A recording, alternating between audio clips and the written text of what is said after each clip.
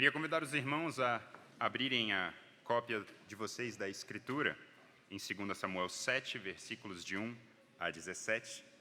Chegamos nesse momento em que faremos a pregação da palavra que aprendemos hoje do Catecismo Maior de Westminster. Momento precioso da nossa liturgia em que Deus sustenta o seu povo por meio da palavra pregada, da revelação. E eu não sei se vocês perceberam, mas hoje é o boletim número 500 da Igreja Presbiteriana Redenção. E Deus tem sustentado a gente todo esse período por meio da palavra, nas semanas boas, nas semanas ruins. Então, a devocional hoje do nosso boletim é sobre isso.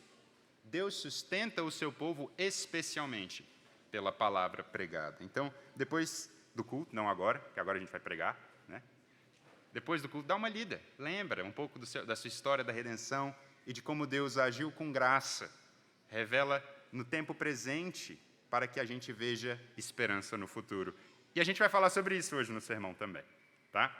Então, 2 Samuel 7, de 1 a 17. E crianças, desenho hoje do sermão.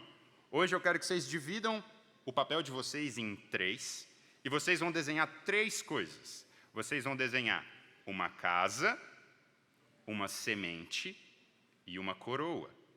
De novo, uma casa primeiro, uma semente e uma coroa, porque o sermão vai falar um pouco sobre isso tudo, tá bom? Agora todos nós, atenção reverente à palavra inspirada, inerrante, santa do nosso Deus. 2 Samuel 7, leremos dos versículos 1 até o versículo 17. Sucedeu que, habitando o rei Davi em sua própria casa, tendo-lhe o Senhor dado descanso de todos os seus inimigos em redor, disse o rei ao profeta Natã: olha, eu moro em casa de cedros e a arca de Deus se acha numa tenda. Disse Natã ao rei: vai e faze tudo quanto está no teu coração, porque o Senhor é contigo. Porém, naquela mesma noite, veio a palavra do Senhor a Natã, dizendo: vai e diz ao meu servo Davi, assim diz o Senhor: edificar-me-ás tu casa para a minha habitação? Porque em casa nenhuma habitei desde o dia em que fiz subir os filhos de Israel do Egito até o dia de hoje. Mas tenho andado em tenda, em tabernáculo, em todo lugar em que andei, com todos os filhos de Israel. Falei acaso alguma palavra com qualquer das suas tribos, a quem mandei apacentar o meu povo de Israel, dizendo: por que não me edificas uma casa de cedro? Agora, pois, assim dirás ao meu servo Davi: assim diz o Senhor dos Exércitos: tomei-te da malhada, de trás da ovelha, para que fosses príncipe sobre o meu povo, sobre Israel. Eu fui contigo por onde quer que andastes. Eu eliminei os teus inimigos de diante de ti. Eu fiz grande o teu nome, como só os grandes têm na terra. Eu preparei lugar para o meu povo, para Israel, e eu plantarei para que habite no seu lugar e não seja mais perturbado, e jamais os filhos da perversidade o aflijam como dantes, desde o dia em que mandei que houvesse juízes sobre o meu povo de Israel. Eu dar-te-ei, porém, descanso de todos os seus inimigos. Também o Senhor te faz saber que Ele, o Senhor, te fará casa. Quando teus dias se cumprirem e descansares com os teus pais, então eu farei levantar depois de ti o teu descendente, que procederá de ti, e eu estabelecerei o seu reino. Este edificará uma casa ao meu nome, e eu estabelecerei para sempre o trono do seu reino. Eu lhe serei por pai, e ele me será por filho, e se vier a transgredir, castigá-lo-ei com varas de homens e com açoites de filhos de homens, mas a minha chesed, a minha misericórdia, se não apartará dele como a retirei de Saul, a quem tirei de diante de ti. Porém, a tua casa e o teu reino serão firmados para sempre diante de ti. Teu trono será estabelecido para sempre. Segundo todas essas palavras e conforme toda essa visão, assim falou Natã a Davi. Até aqui a palavra do Senhor, vamos orar. Senhor, quão maravilhosa é a tua graça. Ilumina os nossos olhos para que possamos ver como de fato as coisas são. Revela a nós a tua palavra, porque ela sim é fonte de vida, ontem, hoje e para sempre. No nome do Filho de Davi, o Rei eterno Jesus Cristo, que oramos. Amém. Em 1737, um músico em decadência refletia sobre a sua caminhada debaixo do pálido sol alemão. Seu pai tinha insistido para ele ser advogado, mas ele, teimoso, quis ser músico. E ficou sendo músico. Aprendeu autodidata. Produziu óperas, mas os seus últimos anos haviam sido trágicos, tragédia após tragédia. Crise financeira, dívidas, concorrência, críticas da opinião pública. Sua mente estava cheia de dúvidas. Jorge, então, teve que encarar a sua maior crise, sua saúde. No início daquele ano, Jorge sofreu um derrame e não sabe se conseguirá compor novamente, tocar novamente. Jorge teve sua visão prejudicada até que um amigo custeou um tratamento para ele. Ele pensava, será que eu vou conseguir produzir algo belo de novo? Qual será a minha obra? Qual será o meu legado? Qual será o resultado de todos os meus esforços? Será que eu vou construir algo que dure? Em uma manhã, ele recebe a carta de seu amigo Charles, que morava em Londres, e na carta ele ouve encorajamento.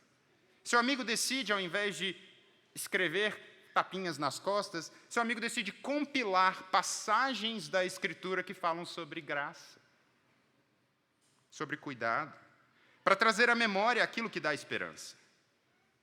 Jorge ouve e é consolado. E essas perguntas que Jorge sofria naquele ano, elas também moram em nós. Porque Jorge tinha o desejo de permanecer como nós também temos. De deixar uma marca que o tempo não apaga, de construir alguma coisa, plantar uma árvore, escrever um livro, sei lá. Alguma coisa que fique para além de nós. Um nome, uma obra, uma fé, algo que sobreviva à nossa morte, que caminhe além dos côvados que Deus nos deu. Algo que diga ao mundo que nós estivemos aqui. Que nós temos lugar, que nós importamos. Mas quem é suficiente para isso? Porque até em vida as nossas limitações entram no meio do caminho, de tal forma que a nossa fraqueza se mostra e o melhor dos legos que você tenta construir não chega na metade. Derrama. Os nossos projetos meio que ficam pelo meio do caminho e as nossas melhores construções derretem nas nossas mãos. Hoje a gente vai ver um homem buscando construir algo com as suas mãos que leve o seu nome além. Um legado de honra a Deus. Veja, algo bom, mas que talvez na sua posição de sucesso, Davi tenha perdido um pouco a perspectiva. Em seu zelo, Davi busca sim uma construção, ele busca um monumento que demonstre às gerações que virão que nós sim temos um lugar. Mas Deus intervirá. Deus descerá. Deus vai interromper esse projeto. Porque Deus vai lembrar Davi da graça passada para que ele veja Deus agindo no futuro. Deus revela graça, fazendo infinitamente mais do que Davi pensou. E é isso que a gente vai ver hoje. Hoje a gente vai ver o que de fato dura nesse mundo. Vamos ver hoje que a casa que de fato permanece diante de Deus nunca foi a casa que nós edificamos. A casa que de fato permanece é a casa que Deus edifica para nós. De novo, a casa que de fato dura nunca foi aquilo que edificamos. A casa que de fato dura é aquela que Deus edifica para nós. E a gente vai ver isso em 2 pontos essa noite. Primeiro ponto: somente Deus pode edificar uma casa para o seu povo. Somente Deus pode edificar uma casa para o seu povo. E veremos isso dos versículos 1 até a metade do versículo 11. Rei Davi, forte, poderoso, também começa a refletir sobre a sua caminhada debaixo do sol nada pálido de Jerusalém, especialmente no verão. As guerras acabaram, os inimigos estão batidos e Davi tem sucesso. E agora? Davi nunca experimentou essa calmaria. Depois de tanta perseguição, depois de tanto sofrimento, depois de vida em caverna, depois de guerra para lá, guerra para cá, se fingir de louco em território inimigo, finalmente paz. Tomando um cafezinho com seu amigo Natan, debaixo da pérgola da sua nova casa de cedro, madeira bonita, madeira do Líbano importada. Olha, Davi, vida melhorou, hein? Davi olha para a janela. E Davi vê a arca de Deus, a arca santa do Senhor, que acabou de chegar para Jerusalém, aquela que ele cantou, que ele dançou, que ele adorou. A arca, a marca do sinal vivo da presença do Senhor, mora numa tenda, atrás de uma cortina. E Davi, então, ele fala: para tudo, eu vou fazer algo novo. Eu vou construir uma casa para Deus. Eu vou construir uma casa para Deus. Um rei que quer honrar a Deus. Um rei que se preocupa com o nome do Senhor. Natan não pensa 2 vezes, ele assina embaixo: vai lá. Vai, Davi, faz que nem está no teu coração. Que ótima ideia. Talvez o sucesso e a paz tenham prejudicado um pouquinho a perspectiva da visão dos dois, porque eles precisavam entender e conhecer Deus melhor. E Deus usa essa oportunidade. Naquela mesma noite, Deus interrompe, Deus fala. Deus se dá a conhecer. Deus não diz: boa ideia, meus queridões. Deus pega a frase de Davi e inverte, devolve ela do avesso. Davi disse: eu vou construir uma casa para Deus. Deus responde: não. Eu que vou construir uma casa para você. Igreja, veja que o impulso de Davi, ele é sincero, tá? Não há hipocrisia. Não é por aparências que Davi está fazendo o que ele está fazendo. Ele está querendo fazer uma coisa boa. E talvez isso corte o nosso coração um pouquinho, porque o texto não expõe o pecado de um homem mau. O texto expõe a ignorância dentro da devoção de um homem bom, que precisa de correção. Olhem os versículos 5 a 7. Deus pergunta: em todos esses séculos, desde que eu tirei Israel do Egito, alguma vez eu pedi para alguém que construísse uma casa de cedro para mim? E a resposta está dentro da pergunta, tá? Nunca. Deus andou 500 anos com o seu povo, numa tenda, e estava bem assim, porque era esse o jeito que Deus queria. Foi esse o jeito que ele revelou lá em Êxodo. A casa que Davi se prepara para oferecer, com o melhor dos seus esforços, na melhor das intenções, Deus nunca pediu. Você precisa refletir sobre isso, tá? Não é à toa que está aqui. Porque, veja, o problema de Davi não é falta de zelo. O problema foi a inversão escondida dentro do seu zelo. Sem perceber, Davi estava prestes a pegar um presente que ele havia recebido de Deus, mexer nele, transformar numa obra, entregar de volta para Deus como quem edifica o seu próprio lugar, como quem se apresenta diante de Deus em seu nome. E nisso nós somos muito parecidos com Davi, tá? Você pode cantar sobre graça, falar sobre graça, orar no nome de Jesus. Mas você vive com uma planilha de Excel mental na cabeça. Você passa a sua semana com um zelo mal orientado. Eu li a Bíblia essa semana. Orei, mais ou menos, mas orei. Meu dízimo está em dia, estou servindo em 3 ministérios na igreja. E sem perceber, é assim que o seu senso de aceitação diante de Deus vem. O nosso lugar diante de Deus vem do saldo dessa planilha. Se as células estão verdinhas, estamos bem, estamos no lucro. No dia que ela está cheia, eu me sinto seguro com Deus. Mas no dia que ela está vazia, eu questiono minha identidade. Minha salvação, me sinto exposto. Como se Deus estivesse longe, frio, distante de mim. Porque eu não estou vivendo, sentindo essa coisa. Essa é a casa de cedro que a gente tenta erguer e construir. É a obra que eu ofereço para Deus porque eu quero sentir que eu tenho lugar com Ele. Isso não é coisa de crente novo, isso é coisa de crente maduro. Davi é crente maduro? Crente maduro tem sua casa de cedro. A dele é mais difícil de enxergar, porque ele já fez muita coisa boa na vida. Já fez muita coisa boa, doutrina bem aprendida, anos de fidelidade, mas ele começa a funcionar com casas de cedro por aí. Cristão de verdade pensa assim, tá?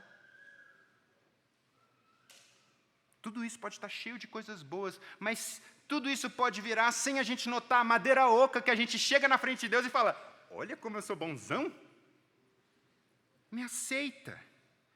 E assim a gente cria uma identidade à la Babel, do chão para o céu. O texto diz que essa casa, a casa da nossa maturidade cristã, a casa do sucesso de Davi, Deus nunca te pediu. Deixa eu te contar, essa casa, mesmo que ela pareça chique, é impossível que ela fique. Porque a tempestade vai derrubar essa casinha que você constrói. Ela não vai durar nem a sua vida toda, quanto mais daqui para frente. Essa casa não segura ninguém. E essa é a primeira coisa que esse texto deve fazer com a gente. Esse texto deve te incomodar e deve tirar a pá de pedreiro da sua mão.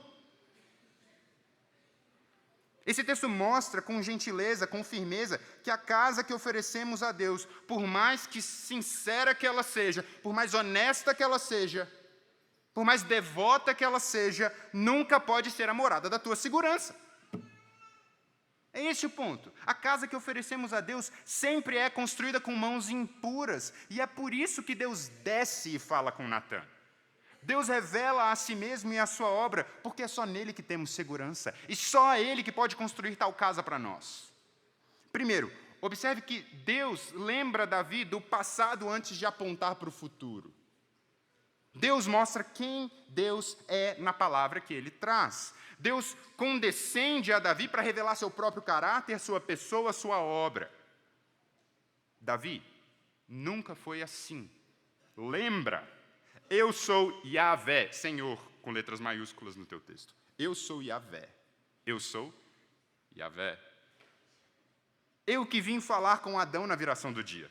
Eu que revelei salvação para Noé nos dias do dilúvio. Eu que vim resgatar Abraão. Eu que disse para Moisés que Yahvé é o meu nome. Eu que vim morar com o meu povo. Eu que vim andar com o meu povo aonde o meu povo vai. Eu sou estar com eles. Eu decidi andar com o meu povo no deserto. Eu planejei o tabernáculo que Moisés construiu. Eu habitei, eu vim, eu visitei. Desde o Egito, Davi, eu andei com vocês. O Senhor Deus está no meio de ti. O Senhor Deus te salva, sobre ti se alegrará. Ele, em amor, Ele te renovará. Davi, eu sou o Senhor dos exércitos. Percebeu isso aí?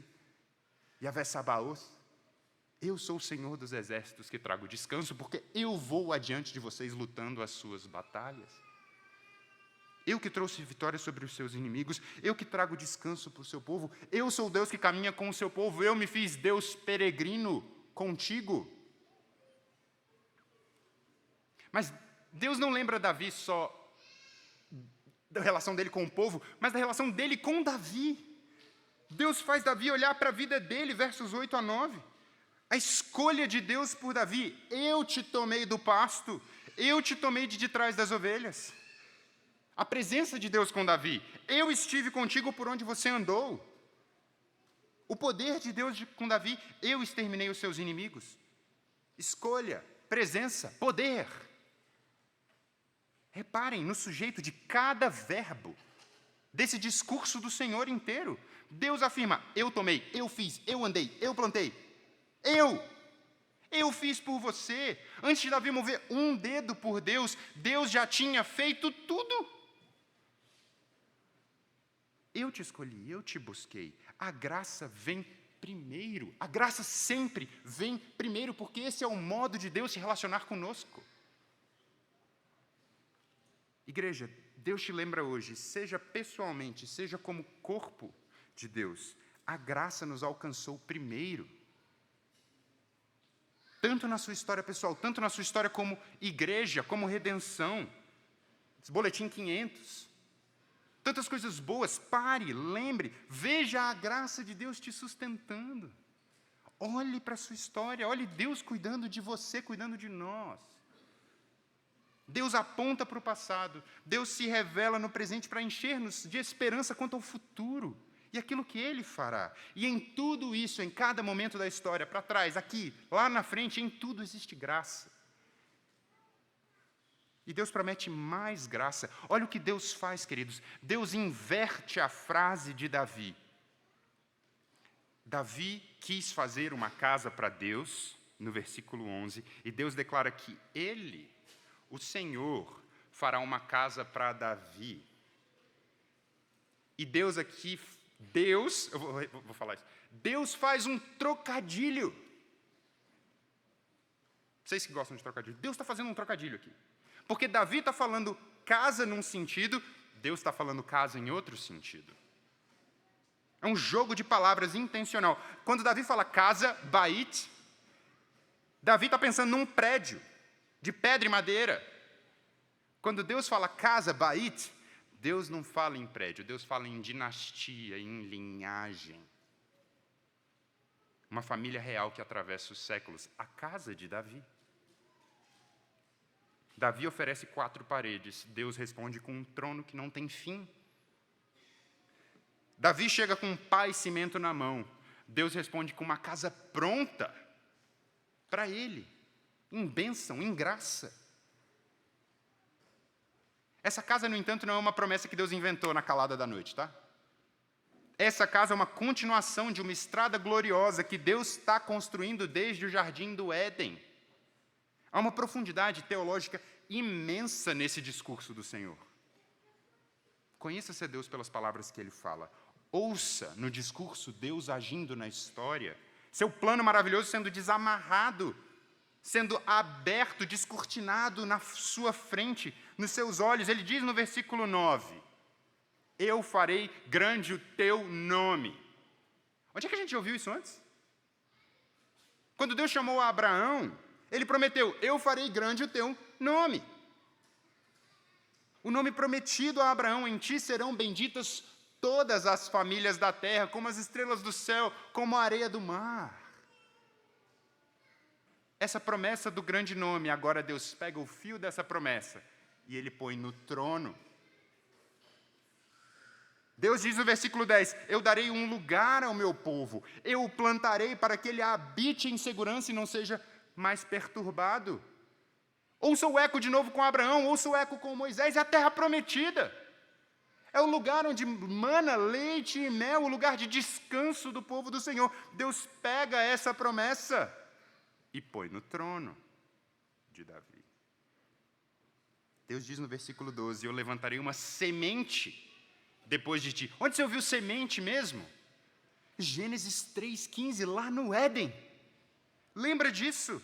É a semente que esmagaria a cabeça da serpente. É a semente da descendência de Abraão. É a promessa feita a José sobre a semente de Judá, cujo cetro do reinado jamais se apartaria dela. Deus pega a semente, o descendente, o leão da tribo de Judá e põe ele no trono de Davi. Olha o que está acontecendo aqui. Descanso, nome, lugar, semente, trono, reino, paz. Todos os fios estão descendo no trono de Davi. Vai vir daqui. Tudo que Deus vinha prometendo, espalhado pelos séculos dos séculos, na revelação progressiva de Deus. Deus pega e amarra num nó aqui em Davi. E esse novo nó passa por o que chamamos de aliança. Aliança. O próprio Davi, lá em 2 Samuel 23, relembrará os eventos desse capítulo e chamará as palavras de Yahvé de aliança eterna. Aliança. Salmo 89, Salmo 132, Jeremias 33, Isaías 55, tudo chama, segundo Samuel 7, de aliança. Aliança eterna. É a aliança com Abraão, com Moisés, com Davi. É o fio condutor da redenção, seguindo a história, com rumo.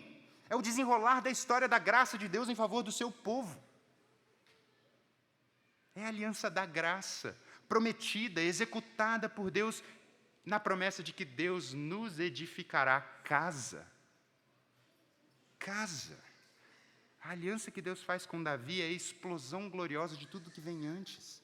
É fogos de artifício nesse momento, consolidando as promessas em uma linha. É Abraão coroado, é o evangelho do Éden ganhando um trono, é a terra de Moisés se mostrando em descanso, é a promessa de um rei que edifica um templo, um lugar de adoração, um lar diante do Senhor, em que podemos ter comunhão com Ele.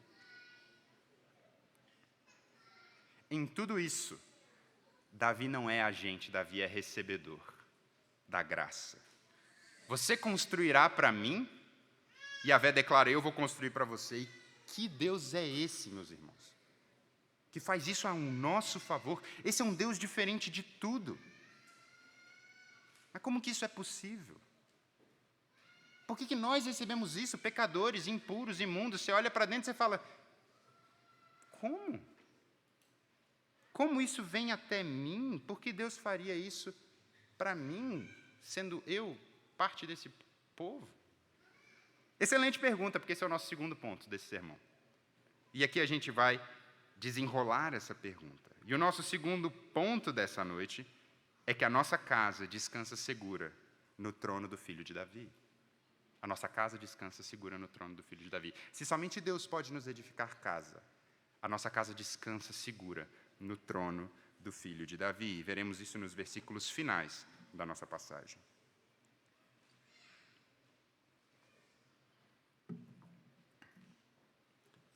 A promessa de Deus, ela inclui não só o fim de todas elas, mas também como chegaremos lá, no desfrute de tudo isso. Há uma palavra no meio das promessas, no meio desse discurso de Deus, que cria certa instabilidade. No versículo 14, a gente vê uma rachadura enorme se abrindo no chão da promessa. Deus promete um reino, mas tem uma fenda, tem uma brecha gigantesca no meio do trono, quase quebra o trono. Deus fala do herdeiro de Davi, mas ele afirma que quando ele cometer iniquidade, haverá castigo. Deus não diz se ele cometer iniquidade. Deus diz quando ele cometer iniquidade. O próprio Deus avisa que o pecado permanecerá na linhagem de Davi. Como assim? Tantos fogos de artifício, tanta coisa, pastor, que você está falando aí. E esse versículo 14, como a casa pode permanecer então? Porque se a semente lá no Éden foi dada para resolver esse problema do pecado, como que pode aqui o trono permanecer? Se Deus mesmo diz que o herdeiro vai pecar, o que vai segurar essa casa, então? E a história do Antigo Testamento mostra que Deus estava certo, como sempre. Veja, o primeiro herdeiro foi Salomão, Shlomo, o homem de paz. E por um momento parecia que a promessa ia e é nele. Israel alcançou fronteiras que nunca antes alcançou. Ele edificou o templo, homem de sabedoria, trono de ouro e graça e sabedoria, e a rainha de Sabá vindo consultar ele. Salomão construiu o templo de pedra que Davi sonhou. Mas Salomão, o homem mais sábio da terra, ele racha também. Salomão, item por item, desobedece aquilo que o rei de Israel deveria ser de acordo com Deuteronômio 17. Item por item. Ele adquire cavalos além do limite, buscando poder. Ele multiplica as suas esposas, querendo ele construir seu próprio nome. Seu coração começa a se desviar para outros deuses e ele começa a negligenciar a lei. O reino de Israel, logo depois da sua morte, se divide em dois. E o racha, a fenda que estava no trono, ele se espalha por toda a nação de Israel. E agora temos casa dividida. E não para por aí. Essa rachadura, ela desce por toda a linhagem de Davi, de geração em geração, os reis em Israel. E até em Judá, eles começam a fazer o que 1 e 2 Reis colocam como refrão. E ele fez o que era mal diante dos olhos do Senhor. Rei Manassés, lá na frente, chega a ser pior do que os reis que habitavam Canaã antes de Israel. De tal forma que Deus carimba o castigo durante o reinado de Manassés. Vai vir o exílio. O trono prometido, tem um último rei sentado nele, o trono de Judá, o rei Zedequias. O segundo livro de Reis conta o fim dessa linhagem política de Davi. E segunda Reis não suaviza os eventos. Os babilônios cercam Jerusalém, eles capturam o rei, e antes de cegar o rei Zedequias, eles pegam os filhos dele e matam os filhos de Zedequias diante do rei Zedequias. A última coisa que Zedequias viu em vida foi o fim da sua linhagem. A descendência cortada. Arrancam os olhos dele, amarram ele, acorrentam ele, levam ele para a Babilônia. O trono ficou vazio, a casa de Davi caiu, e a escuridão. É dessas trevas aqui. É dessa conexão com 2 Samuel 7 que vem o lamento de Jeremias. Que vem o grito por socorro do Salmo 89. Depois vocês chegam em casa e leem o Salmo 89. O salmista está completamente desiludido diante da promessa de 2 Samuel 7. Ele clama de coração partido: tu nos rejeitaste, tu lançaste por terra a coroa, tu profanaste a aliança que você mesmo fez. A promessa parece ter ruído diante dos olhos de Israel. A fenda se abre no chão, de tal forma que a dinastia, a casa de Davi inteira cai. Deus prometeu, e a história diante de nós entregou um trono vazio, uma cova cheia de filhos, e nenhum de toda essa dinastia política de Davi foi um rei que não pecasse. E o que você faz aqui? O que você faz quando aparentemente as promessas de Deus não correspondem ao que os teus olhos veem? Como você lida com isso? Esperando prosperidade, acabamos no exílio. Para onde você olha, como você segue adiante? Talvez alguns de vocês conheçam rachaduras tão profundas como essas. Há pais e mães aqui que talvez sem nunca terem dito em voz alta, depositaram a própria esperança no legado que passaram para os seus filhos. Muitos hoje colocam a possibilidade de sucesso e a fidelidade dos filhos nas mãos dos pais. Pais que põem o próprio valor, talvez, na identidade que os filhos assumirão, naquilo que eles serão. Se eles são felizes, bem-sucedidos, concursados, cheios de alegria, então, fiz meu trabalho. E assim a gente pensa paternidade e maternidade como ocus pocus sim salabim. Faço tudo certo, dá tudo certo. Mas e quando um filho se afasta, mesmo quando você fez tudo certo? O que você faz quando um filho abandona a fé? Porque, veja, eu preciso ser honesto com você, porque a Escritura é honesta. Muitos desses filhos aqui não voltaram. E o evangelho desse texto não é que o seu filho com certeza vai voltar. O evangelho desse texto é que você não constrói a sua casa.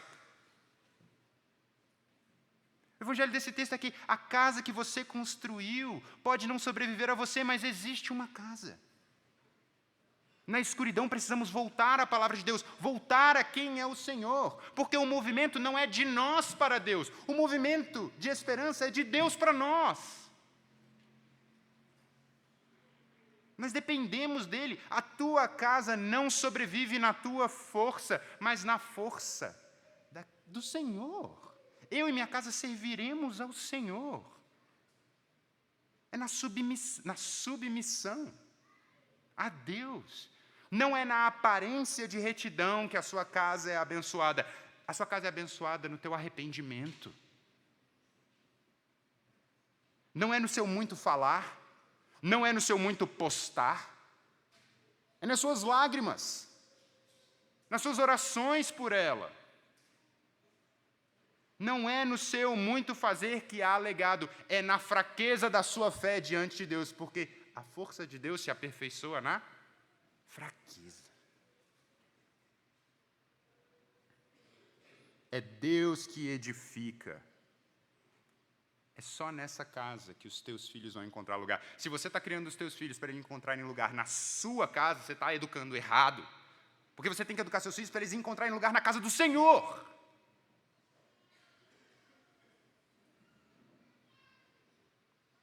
Abra a Bíblia de novo.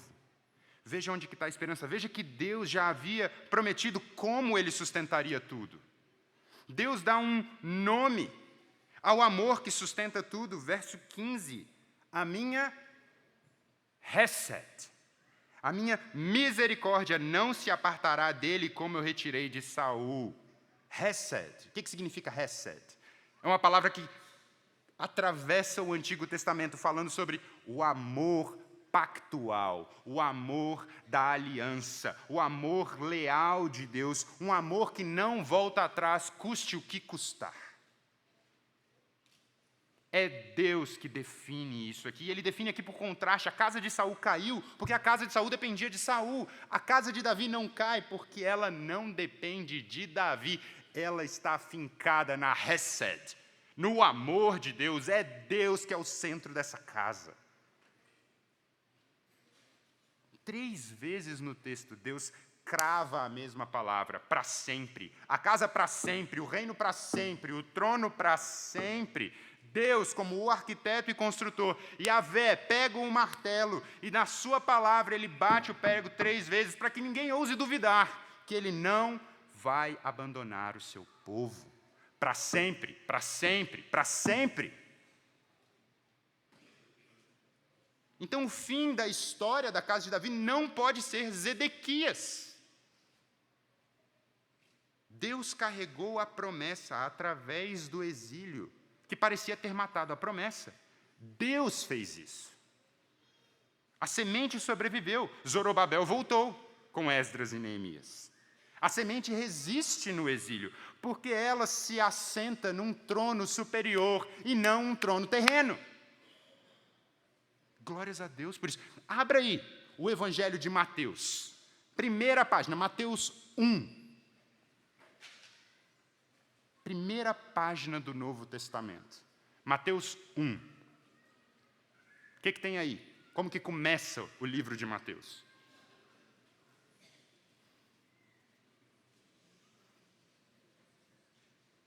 Como que começa o livro de Mateus? Genealogia. Glória a Deus por uma genealogia. Mas essa genealogia é como começa o Novo Testamento. E olha o que está escrito no comecinho. Jesus Cristo, filho de Davi. Filho de Abraão. O que conecta essas duas coisas? É a aliança de Deus. Tem uma razão porque Mateus começa assim. Mateus afirma que Jesus é o descendente, é o cumprimento de toda a aliança firmada com Abraão, firmada com Davi. 14 gerações de Abraão até Davi. 14 gerações de Davi até onde? O exílio, lá no final da genealogia. 14 gerações do exílio até Cristo. 14 gerações da escuridão para a luz. Mateus abre o Novo Testamento, a nova aliança no sangue de Cristo, com esperança de que a aliança vai ser cumprida. Saudai o nome de Jesus, porque o rei chegou. Hosana nas alturas. Ele é a raiz de Davi, ele é o leão da tribo de Judá, o único que no céu e na terra venceu, e o livro abrirá. Amém. Amém. Ele é a semente santa do Éden, prometida no primeiro dia, para nossa esperança. Ele que esmagou a serpente. Ele é o sacerdote, segundo a ordem de Melquisedeque, sem princípio, sem fim de dias. Ele é o rei vitorioso. Ele é quem tem o trono para sempre, que não vai ter fim. Ele é a resede de Deus.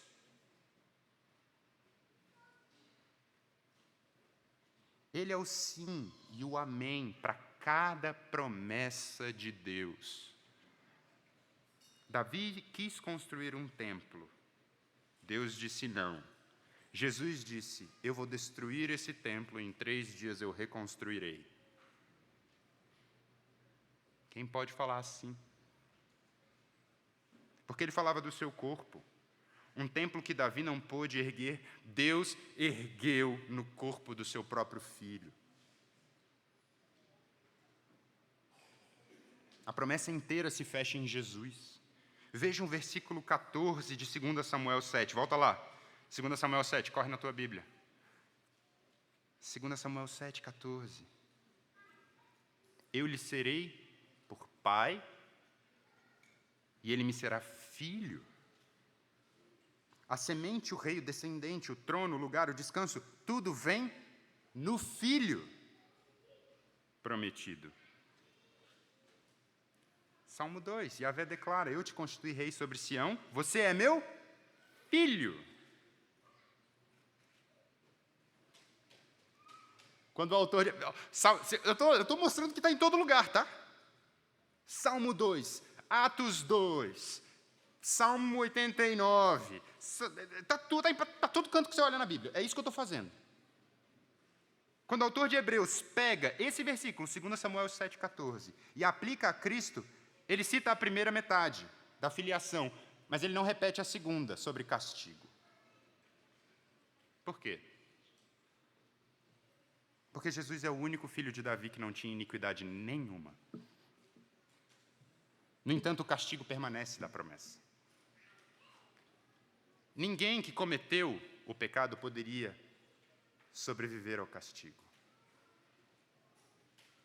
Lembra lá quando Deus forjou a aliança com Abraão?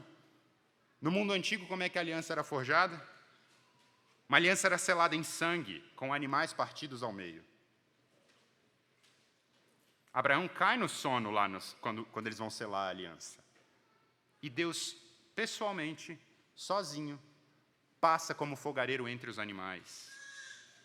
Ele afirma que se o pacto for descumprido, se alguém cometer iniquidade, ele andará na fenda, ele cobrirá a rachadura, ele vai permanecer na brecha.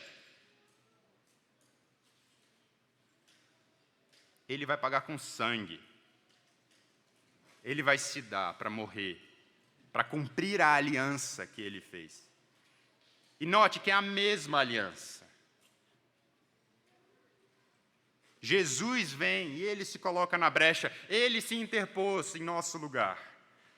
O peso do castigo, da vara, estava sobre os seus ombros, e ele foi ferido pelas nossas transgressões, ele foi moído pelas nossas iniquidades.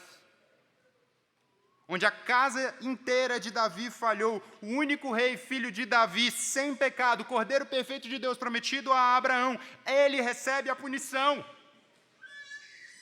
Ele não fugiu, ele vem cumprir todas as promessas na cruz, ele fica debaixo dela, em nosso lugar, até o fim, para nos dar casa, para que você tenha um lar, comunhão com Deus, mesa posta, alegria, vida, tudo em comum. O martelo de Deus cravou as mãos de Jesus naquela madeira, até a consumação. E somente por isso você pode descansar. para sempre. É por isso que você tem segurança. Para sempre. É por isso que você tem casa, é para sempre, em Cristo. Na sua morte, na sua ressurreição, nós temos lar, família. Somos filhos de Deus. Por graça. O que ninguém mais poderia fazer, Deus veio, Deus fez, é dele para nós. A casa que permanece é a casa que Deus edifica. É a casa que o seu Filho tornou inabalável, levando em nosso lugar os nossos pecados, para que nós tivéssemos lugar. Ele que está sentado no trono, reinando, soberano, hoje intercedendo por nós nos céus, Ele garante que há para nós lugar para sempre. Lembram de Jorge, nosso músico decadente? Jorge guardou a carta do seu amigo Charles por anos. As passagens da Escritura ficaram rebobinando na sua mente. Jorge recuperou-se um pouco, mas ele nunca voltou a ser o que era. Em 1741, Jorge, ainda fraco, reputação fragilizada, as dívidas agora galopantes, como só um músico sabe, Jorge, então, ele decide escrever uma obra de ação de graças a Deus por quem Deus é e por aquilo que Ele faz. Ele pega a carta, ele vê as passagens, ele começa a escrever melodias. E na manhã do dia 22 de agosto de 1741, George Frederick Handel escreve: Rei dos reis, para sempre e sempre, aleluia! O grande Senhor, para sempre e sempre, aleluia!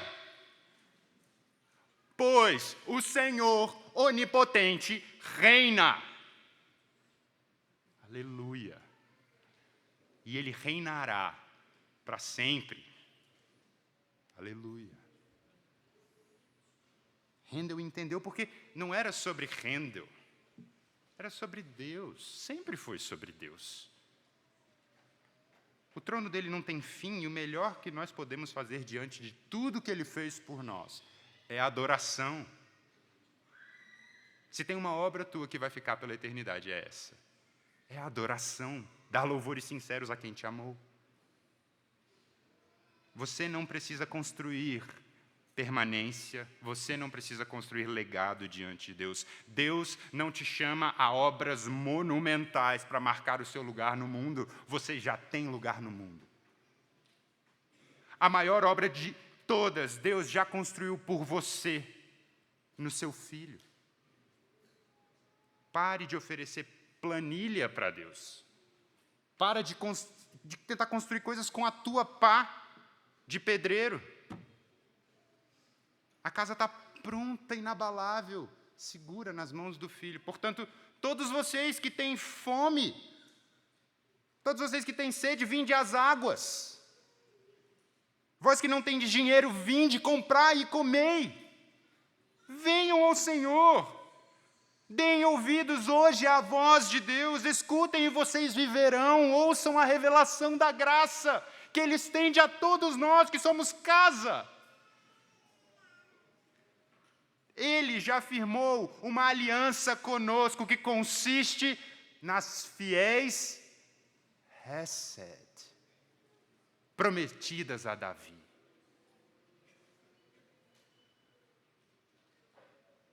Cristo nos deu descanso.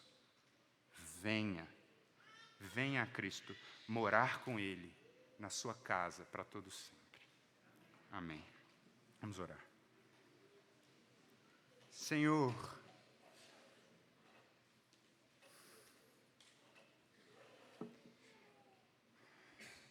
abre os nossos olhos para que possamos ver graça. Muitas vezes batalhamos com a graça porque é um reconhecimento de que não há nada em nós. É tudo ao Senhor. Porque é do Senhor, para o Senhor, todas as coisas são para a Tua glória. Desimpede os nossos lábios para que de fato haja adoração para sempre e sempre. Pois é o Senhor que onipotente reina pelos séculos dos séculos. Aleluia. oramos isso, transforma o nosso coração para que possamos habitar seguros na Tua casa, cientes de que bondade e misericórdia certamente nos seguirão todos os dias da nossa vida e vida eterna. Abençoe-nos, Senhor, e que vivamos assim, hoje, amanhã, para sempre, firmados na Hesed, na misericórdia, no amor pactual do Senhor conosco, que jamais falhará. No nome de Cristo, a Hesed, a misericórdia de Deus encarnada que oramos. Amém.